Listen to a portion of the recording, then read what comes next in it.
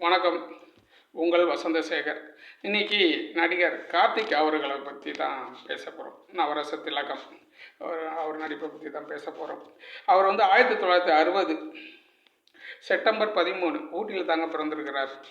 இவரோட தந்தையார் பேர் முத்துராமன், நடிகர் முத்துராமன். அவரும் கதாநாயகனாக நிறைய படங்களெல்லாம் நடிச்சிருக்கிறார். இவர் கிட்டத்தட்ட கார்த்திக் அவர்கள் 125 படங்களுக்கு மேற்பட்டு நடிச்சிருக்காருங்க. அவருடைய முதல் படம் அலைகள் ஓய்வதில்லை. திரு பாரதி ராஜா அவர்கள் தான் இயக்குன படம். அது சூப்பர் ஹிட் படங்க. அது இந்த அலைகள் ஓய்வதில்லை. அதுக்கப்புறம் இவர் நடித்த எல்லா படம், கிழக்கு வாசல், ஏகப்பட்ட படம் சொல்லிட்டு எல்லாம் ஹிட்டு.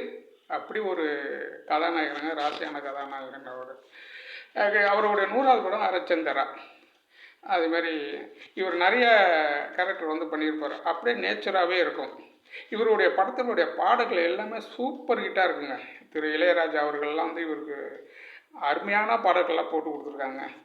மிகப்பெரிய நடிகருங்க. நம்ம தமிழ் திரை உலகத்துக்கு கிடைச்ச மிகப்பெரிய சொத்துங்க.